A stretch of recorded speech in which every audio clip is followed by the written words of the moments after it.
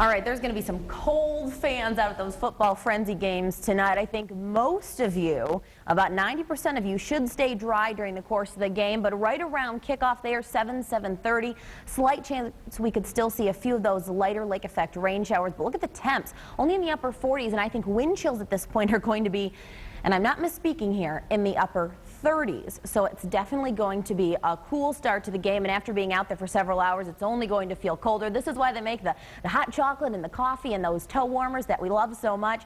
The wind will tend to taper off after sunset, though, I think drifting down by the end of the game, probably about 10 to 20 miles an hour, so not nearly as bad as it will be when those games start. But most of you, if we look at the brighter side of things, should stay dry.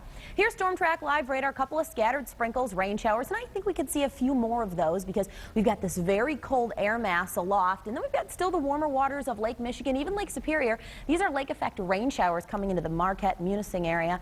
They'll continue to see those. I think ours will be far less concentrated. Wind advisory in effect for a couple more hours along the lakeshore. Winds are going to be in the ballpark.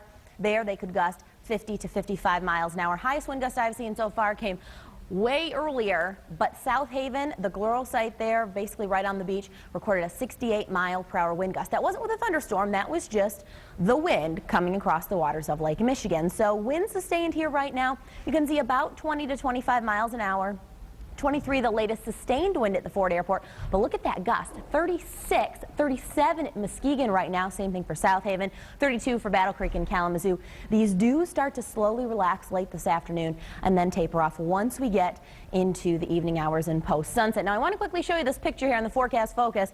That is the waves breaking over the piers, and that's what it looks like across all of West Michigan's piers right now, whether you're at South Haven, Holland, or Grand Haven. You want to stay away from those, even if at the current time you don't see those waves breaking over the pier. Very, very dangerous. Even to be in the beaches, not a good thing today. We will see those wind and waves relax just a bit as we finish out the weekend. So, for a forecast, clouds are going to exit tonight. The wind diminishes. It doesn't completely go calm, but it is going to be quite a bit lighter than it is right now. We'll have a chance for frost tonight. I think interior sections, and it's going to be more on the patchy side, but a widespread frost likely.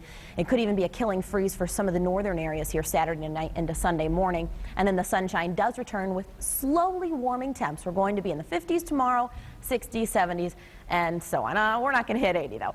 Temperature out there right now, 53 at the Ford Airport. We're 48 in Hastings, 51 in Battle Creek. And check out the 24-hour forecast here. 6 p.m. we've got temperatures holding near 50 degrees, give or take. It's going to be a cool evening across the area, so bring the coat for sure. We're into the 40s here by midnight. Outlying areas definitely dropping into the low to mid 30s overnight. If you're in the metro areas, I think mid to perhaps upper 30s because we're going to have the wind in place as well. If the wind was going calm, we'd certainly be just a little bit cooler. And then as we look into the day tomorrow, we do see those temperatures only making it into the low 50s, but we do bring the sun, so that's an improvement, and also that chance for frost in the morning, patchy, a little more widespread here Sunday morning. But look at Sunday afternoon's temps. We're in the low to mid 60s.